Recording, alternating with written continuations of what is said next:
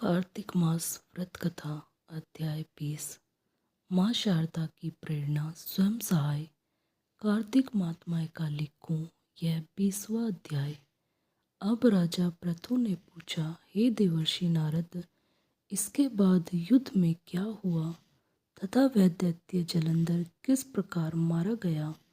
कृपया मुझे वह कथा सुनाइए।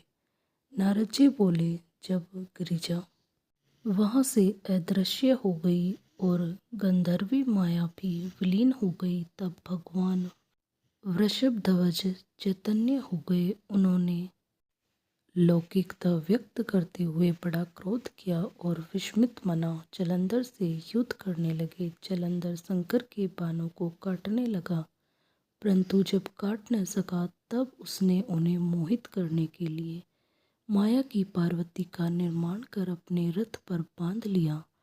तब अपनी प्रिया पार्वती को इस प्रकार कष्ट में पड़ा देकर लौकिक लीला दिखाते हुए शंकर जी व्याकुल हो गए। शंकर जी ने भयंकर रुद्र रूप धारण कर लिया।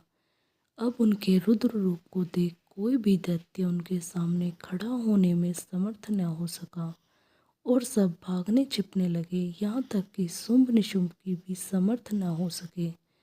शिवजी ने उन्हें शुंभ निशुंभ को शाप देकर बड़ा धिक्कारा और कहा, तुम दोनों ने मेरा बड़ा अपराध किया है। तुम युद्ध से भागते हो, भक्तों को मारना पाप है।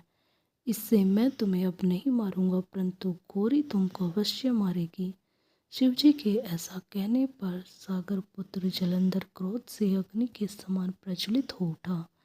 उसने शिवजी पर घोर बाण बरसाकर धरती पर अंधकार कर दिया। तब उस दैत्य की ऐसी चेष्टा देखकर शंकर जी बड़े क्रोधित हुए तथा उन्होंने अपनी चरणांगुष्ठ से बनाए हुए सुदर्शन चक्र को चलाकर उसका सिर काट लिया।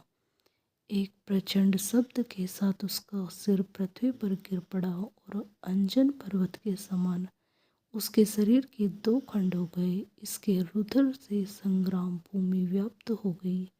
शिवाज्ञा से उसका रक्त और मांस महारोरव में जाकर रक्त का कुंड हो गया तथा उसके शरीर का तेज निकलकर शंकर जी में वैसे ही प्रवेश कर गया जैसे वृंदा का तेज गौरी के शरीर में प्रविष्ट हुआ था।